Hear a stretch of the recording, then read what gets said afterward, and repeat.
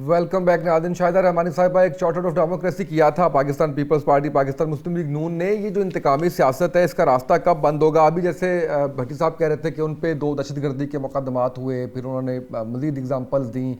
पाकिस्तान तहरीक इंसाफ भी यही कहती है कि ये इंतकामी सियासत है। तो ये सिलसिला बंद करने के लिए पाकिस्तान पीपल्स पार्टी से क्या एक्सपेक्ट किया जाए? किस तरह से ये इस सारे सिलसिले को बंद किया जा सकता है? जी देखिए, पाकिस्तान पीपल्स पार्टी ने तो शुरू से ही इंतकामी सियासत को हमेशा नापसंदीदा अमल करार दिया, और यही वजह थी कि आप 90s की सियासत से जो उस वक्त की लीडरशिप थी उसने जो सबक सीखा और उन्होंने ये तय किया तमाम तर इख्तलाफात को ख़त्म करके हम आइंदा जो है पॉलिटिकल विक्टिमाइजेशन नहीं करेंगे, जमहूरी अमल के में किसी किस्म का तातुल की किसी किस्म की साजिश का हिस्सा नहीं बनेंगे।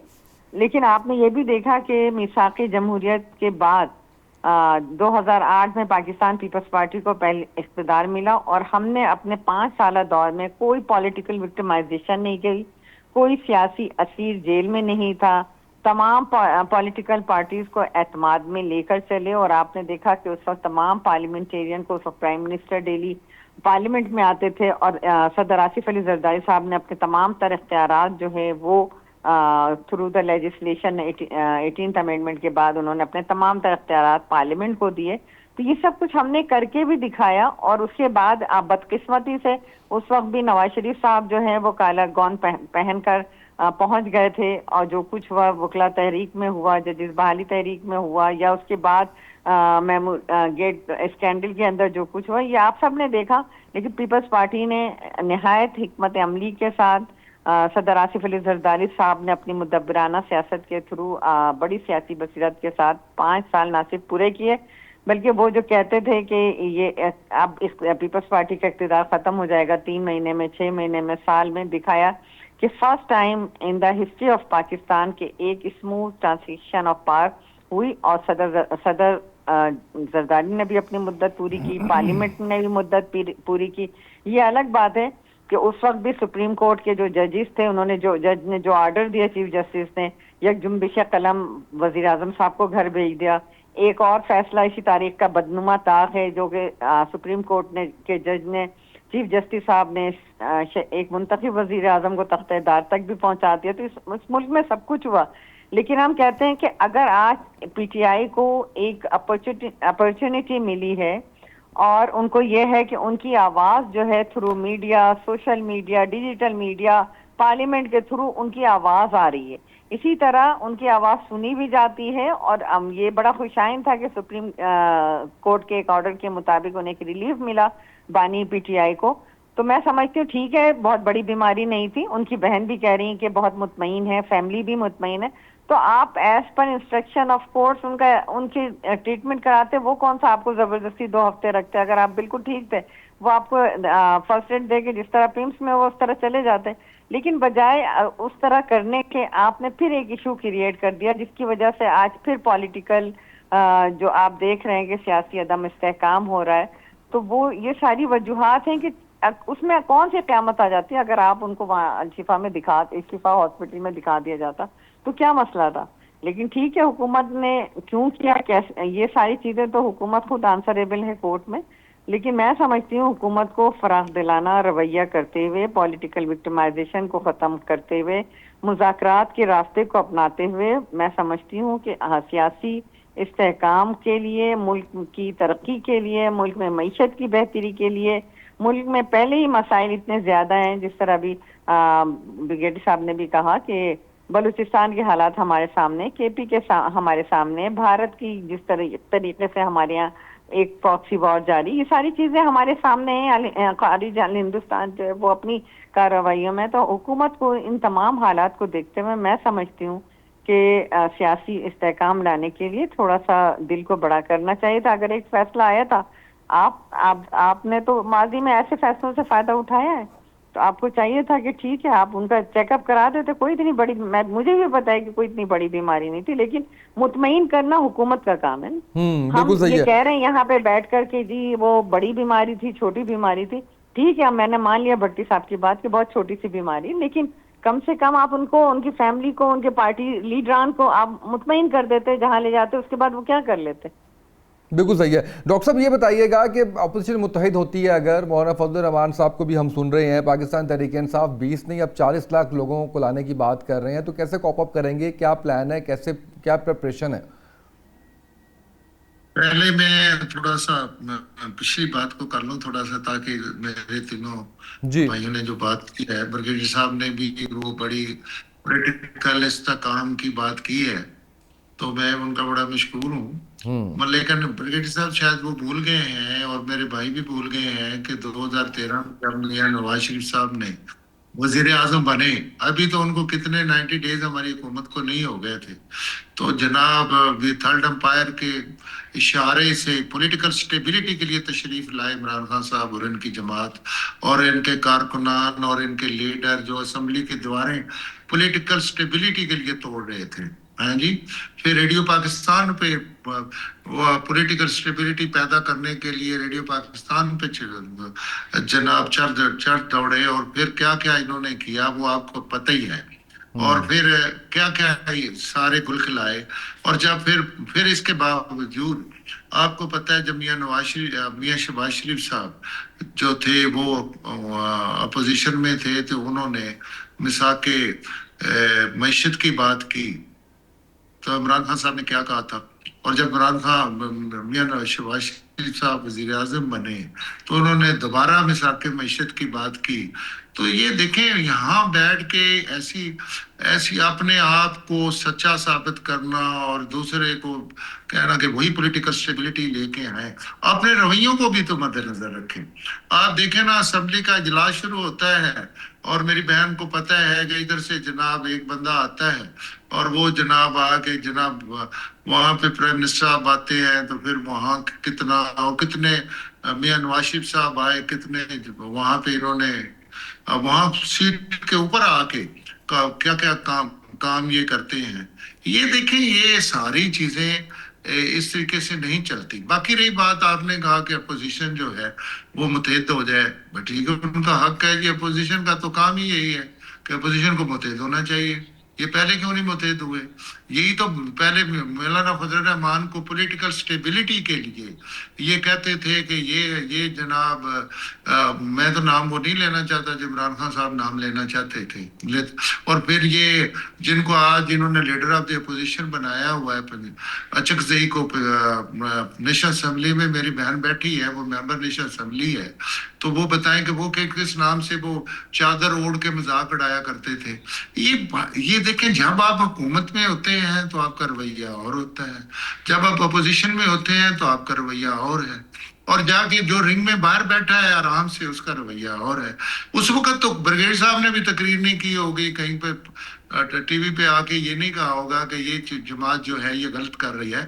और इसका कहानी कहाँ से शुरू हुई? पाकिस्तान की पॉलिटिकल इंस्टेबिलिटी की कहानी वहां से शुरू हुई कि जब देखें हुकूमत आई हमारी, और उसके बाद आपने इस हुकूमत को डिस्टेबलाइज किया, अच्छा चल रहा था, उसके बाद ये जनाब यहाँ एस्टेब्लिशमेंट के कंधों पे बैठ के ये तशरीफ लाए और हमारे पे जो ज्यादतियां की वो की इन्होंने। और उसके बाद जब ये सारी पिच इन्होंने खेड़ दी, सारी ग्राउंड ही इन्होंने तबाह कर दी, इन्होंने सारे हर चीज जो है पिच को जो है वो उस पर बुलडोजर फेर दिया, और आज बैठ के ये फिर ऐसी ऐसी बातें करते हैं। खुदारा ऐसा काम ना करो। राइट साहब, मिस्टर साहब जी, एक होनी चाहिए, आप हुकूमत में हो या आप अपोजिशन में हो, आप फिर सारे हर वक्त ही पॉलिटिकल स्टेबिलिटी की बात करें।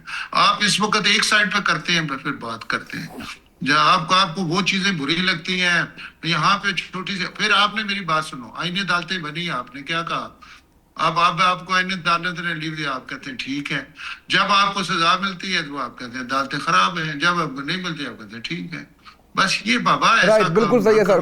बैरिस्टर साहब बताइएगा, दो सवाल मेरे आपसे जो मैंने पहले भी आपसे पूछा था कि जैसे मिस्टर गौर साहब ने कहा असेंबली छोड़ने का, ये क्या एक दोबारा गलत फैसला नहीं होगा? जैसे पंजाब असेंबली आपने छोड़ी तो उसके बाद से हार्ड टाइम शुरू हुआ। दूसरा ये कि 20 लाख से 40 लाख की बात कर दी, इतने लोग इकट्ठे कर पाएंगे?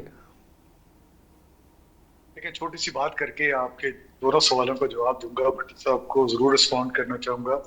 चार्टर ऑफ डेमोक्रेसी भट्टी साहब आपने की थी, और उसी चार्टर ऑफ डेमोक्रेसी के अंदर बहुत सारे असूल वज़ा हुए थे और 2011 के अंदर आप उसी चार्टर ऑफ डेमोक्रेसी को सबोताज करते हुए आप काला कोट और काली टाई पहन के यूसुफ रजा गिलानी को हटाने के लिए अदालत को ये बताने गए थे कि आपकी हुक्म अदूली होगी तो इन्हें अदालत होगी, और प्राइम मिनिस्टर घर चले गए।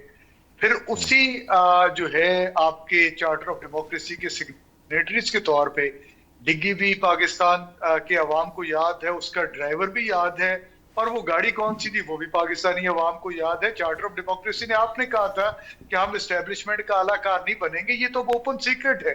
इमरान खान की हुकूमत तो 2019 के अंदर ही, अब सारों ने ये कह दिया कि उस वक्त ही इसके खिलाफ जो है ये सारा कुछ तैयार कर लिया गया था, और 2022 के अंदर उसका वो जो है मंतकी अंजाम तक पहुंचा। और जिस तरह सिंध हाउस के अंदर जो है इंसानों की नहीं, मैं कहूंगा जानवरों की मंडी लगी, जमीरों के सौदे हुए और वोट ऑफ नो कॉन्फिडेंस हुआ, और रात 12 बजे अदालत खुली। काश की ये अदालत आज भी खुल जाती जिस दिन इमरान खान को शिफानी पिल्स लेकर गए थे। अगर इंसाफ सबके लिए बराबर है तो ये अदालत इमरान खान के लिए खुलनी चाहिए थी, आपको कटहरे में लाना चाहिए था। अब मैं उसामा साहब जो आपने बात की, देखिए जो हमने स्टैंडिंग कमेटी से रेजिग्नेशन दिए थे उसकी एक बुनियादी वजह थी। हमारे पास ह्यूमन राइट्स कमेटी थी, ह्यूमन राइट्स कमेटी के अंदर हम पिम्स हॉस्पिटल को बार बार ये लिखते रहे कि हमें 26 नवंबर का रिकॉर्ड दें, हमें पता करना है कि 26 नवंबर को कितनी कैजुअलिटीज हुई थी। हमने लेटर लिखे on the floor of the house, parliament के अंदर बात की, लेकिन जब हमें रिकॉर्ड नहीं दिया गया तो हमने एहतजाजन कि हम यहाँ पे पर्क्स एंड प्रिविलेजेस लेने के लिए नहीं आए, हम यहाँ पे बात करने के लिए आए, यहाँ पे मसाइल के हल के लिए आए। लेकिन हमें अगर इसी तरह ही आपने पावरलेस करना है तो हमें इन कमेटीज के अंदर बैठने का क्या फायदा। अब देखिए कल एक पार्लियामान के अंदर 2 बिल्स पास हुए और उसके ऊपर पाकिस्तान पीपल्स पार्टी ने बहुत आवाज उठाई कि इनको स्टैंडिंग कमेटीज में तो कम से कम जा लेने दें, लेकिन किसी ने नहीं सुनी और वो बिल पास हुए। तो पार्लियामान का जो इस्तेहकाक है, जो पार्लियामान के अंदर जो एक रवायात है उनको तो सामने रख के चलना चाहिए ना। पार्लियामान के फ्लोर के ऊपर आप कहते हैं कि जी मैं मुज़ाकरात के लिए तैयार हूं, और उसी पार्लियामान के अंदर लीडर ऑफ द ऑपोजिशन को आप महसूर कर देते हैं। उसी पार्लियामान के अंदर आप एमएनएस को जो है आपके दौर के अंदर एमएनएस को for the first time in the history of this parliament उठाया जाता है। उसी पार्लियामान के अंदर ऑपोजिशन लॉबी को बाहर से ताला लगा दिया जाता है जब 26 एमएनएस वहां पे मौजूद है। तो मुझे बताएं कि मैं क्यों ना फिर बात करूं कि आप लोग जो है वो सिर्फ अगर पिछली बातों को, और यही वो हुकूमत थी ना 97 में, आपने सुप्रीम कोर्ट के ऊपर अटैक नहीं किया था जब आपकी बात नहीं मानी जा रही थी? क्या नैब के दफ्तर के ऊपर जब मरियम नवाज ने पेश होना था, क्या उसके ऊपर उस वक्त पत्थर नहीं फेंके गए थे? तो ये सारी चीजें हैं। मैं ये कहता हूं कि मसाइल का हम सबको पता है, सारी पॉलिटिकल पार्टीज को एक पेज पे आना पड़ेगा, इंक्लूडिंग पाकिस्तान मुस्लिम लीग नून, पाकिस्तान पीपल्स पार्टी। हमें कुछ कायदों ज़वाबित तय करने पड़ेंगे, फिर इस मुल्क के मसाइल का हल निकलेगा। लेकिन अगर इसी तरह हम एक दूसरे को माजी की गलतियां याद करवाते रहेंगे, गलतियां आपने भी की है, गलतियां हमने भी की हैं, रो हम भी रहे हैं, कभी रोते आप भी थे, तो क्यों ना बैठ के इस मुल्क के मसाइल को हल किया जाए, इस मुल्क के अंदर जमहूरियत को सही मानों के अंदर कायम किया जाए। और जो हमारा आईने पाकिस्तान कहता है कि ये मुल्क जो है वो सिर्फ और सिर्फ अवामी नुमाइंदे चलाएंगे, हाइब्रिड रजीम नहीं चलाएगी, तो आए बैठ के बात करते हैं तो इंशाल्लाह सारे मामला हल हो जाएंगे। लेकिन भट्टी साहब इस तरह ब्लेम गेम करने से ये it would be an unending जो है ना वो प्रोसेस चल पड़ेगा। हम एक दूसरे के साथ इस तरह करते रहेंगे और मुल्क नीचे जाता जाएगा। बिल्कुल सही है ब्रिगेडियर साहब। आपको लगता है कि हुकूमत समटाइम्स तहरीक इंसाफ के मामले में नॉन इश्यूज़ को इश्यूज़ बना देती है? जैसे तहरीक इंसाफ के बानी से फैमिली की मुलाकात के हवाले से हमने देखा कि जब उस पर रोक टोक हुई तो उस पर एक पाकिस्तान तहरीक इंसाफ की तरफ से हंगामा, फिर अब ये वाला मामला हुआ तो इसके अंदर तो अभी तो जो करने के काम है, जैसे भी शाहिदा रहमानी साहिबा ने बात की, उन्होंने कहा कि ये मुतमिन करना हुकूमत का काम है, तो ये इन चीज़ों के ऊपर मुतमिन कर दिया जाता है। और इस तमाम तर सूरत हाल में पीपल्स पार्टी का जो किरदार है वो क्या होना चाहिए, किस तरीके से आप कह लीजिए कि इस रिफ्ट को जो है वो ख़त्म करने में किरदार अदा कर सकती है पाकिस्तान पीपल्स पार्टी? मैं तीन चार बातें कहना चाहता हूँ। मैंने तो 1960 से पाकिस्तान की सियासत को बड़े क्लोजली ऑब्जर्व किया है। मैं ये समझता हूँ कि पाकिस्तान पीपल्स पार्टी को एक आप क्रेडिट दें, मेरी नजर में वो इमर्ज हुई है as a very highly party. इसने डेमोक्रेटिक प्रिंसिपल जो है ना उसको बहुत ठीक है, उनमें बड़ी खामी है उनकी, उनको हमने बड़ा क्रिटिसाइज करते थे जब उनकी 5 साल की गवर्नमेंट आई थी 2008 में जनरल मुशर्रफ के जाने के बाद। बहुत गलतियां हुई, BISP और ये तमाम चीजें। लेकिन ये आप कहें कि इन्होंने के 2 टॉप लीडर जो थे पाकिस्तान के, वेरी वेरी पॉपुलर टॉप अवामी लीडर जुल्फ़िकार अली भुट्टो शहीद और बेनजीर भुट्टो शहीद, this party lost it two top leaders. और यकीनन आज भी पाकिस्तानी कौम उनको बड़े अच्छे दिल से उनको याद करती है। और फिर दूसरी बात यह है कि पीपल पार्टी का दौर था, और मैं कहता हूं कि hats off to all the political parties at that time. 1973 का आइन जो है वो पहली मर्तबा पाकिस्तान को एक कंसेंसस से आइन दिया गया, और वो भी 1971 के साल के बाद। काश 1971 में फ्री एंड फेयर इलेक्शन जो हुए थे 1970 के, अगर वो इक़्तिदार मेजॉरिटी पार्टी को दे दिया जाता by the will of the people, जो भी वो उसका मैंडेट था, तो शायद पाकिस्तान भी ठीक ठाक बच जाता और आज पाकिस्तान कहीं का कहीं निकल गया होता। लेकिन बहरहाल वो जो हो गया। और फिर दूसरी बात ये कि ये सही है कि चार्टर ऑफ डेमोक्रेसी भी इन्हीं पॉलिटिकल पार्टीज ने बनाई थी, और वो एक बड़ा खुशी का मौका था पूरे पाकिस्तान के अवाम के लिए कि पॉलिटिकल पार्टीज कुछ डेमोक्रेटिक और प्रिंसिपल और पॉलिटिकल के मामला जो है उसके तहत भी ये सब एक प्लेटफॉर्म पर हैं। मैं ये समझता हूँ कि पीपल पार्टी इस वक्त जो है वो अभी भी परेशान है इन द सेंस कि दे वांट कि democracy in the true sense आगे चले। वो अलग बात है कि अब उनको क्या मजबूरियां, उनकी पार्टी की मजबूरियां हैं कि वो कहीं पे कहीं कॉम्प्रोमाइज करती हुई नजर हमें आ रही है। और खासकर जो पीछे 2-3 साल में आईनी अमेंडमेंट्स हुई हैं, उसमें उस तरह पीपल पार्टी ने वो रोल अदा नहीं किया कि जिस तरह अभी बात होती है भाई पार्लियामेंट के अंदर ओपन डिबेट्स हों, डिस्कशन हों, कमेटीज में जाए और अच्छा थोड़ा वहां पे झगड़े भी हों, वो तो that is spirit of democracy. लेकिन वो ऐसी चीज हमने देखी नहीं है पिछले 3 सालों में। तो मैं समझता हूँ कि एक ये बात सही है कि पहला ये कि चार्टर ऑफ डेमोक्रेसी तमाम political parties go back to square one, और उस चार्टर ऑफ डेमोक्रेसी का एक नया उसको तैयार करें, ताकि लोग ये कहें कि भाई अब ये पॉलिटिकल पार्टी माजी में जो हो गया हो गया, अब आगे पाकिस्तान को पार्लियामेंट्री डेमोक्रेसी में आगे ले जाने के लिए कुछ असूल इनको फिर तय करने पड़ेंगे। इसी तरह मैं समझता हूँ शिवाशी साहब सही बात करते हैं कि पॉलिटिकल डायलॉग बिल्कुल PTI को पॉलिटिकल डायलॉग में आना चाहिए। ये नहीं है कि ठीक है उनके लीडर का बानी PTI का मसला है, वो सबको मालूम है, लेकिन for the sake of democracy बातचीत करें, टॉक्स में जाएं विद द गवर्नमेंट। देखिए 2.5 साल गुजर गए, अनदर 2.5 ईयर और आपके अगले इलेक्शन जो है वो ड्यू हो जाएंगे। और दूसरी बात, अभी जो बात आप डिस्कस कर रहे थे अपने बैरिस्टर साहब से, मैं समझता हूँ वाकई PTI ने बड़ी गलती की थी कि उन्होंने पंजाब असेंबली से जो और KP असेंबली से रिजाइन किया, पूरे एनमास उन्होंने रेजिग्नेशन दी, थिंकिंग कि जनाब 90 दिन में दोबारा आइन के तहत इलेक्शन होंगे। ग्राउंड रियलिटी बदल गई थी, सुप्रीम कोर्ट भी डेट दे रहा था, प्रेसिडेंट ऑफ पाकिस्तान अलवी साहब भी डेट दे रहे थे, लेकिन जी भाई नहीं है, बस जहाज खरीदा है, कर लो क्या करना है, ठीक है ना। इस किस्म का एटीट्यूड है। मैं कह रहा ये चारों, और फैसले रात को होने शुरू हो गए थे हमारे अदलिया के। अभी मैं नहीं समझता हूँ कि इनको कमेटी से रिजाइन करना चाहिए या इनको सेनेट अपना ये नेशनल प्रोविंशियल असेंबली में से वहां से निकलना चाहिए। वो कि ये कह रहे हैं कि जी ये निकलेंगे इंक्लूडिंग द सेनेट, लेकिन अपने KP के जो गवर्नमेंट उसको कायम रखेंगे।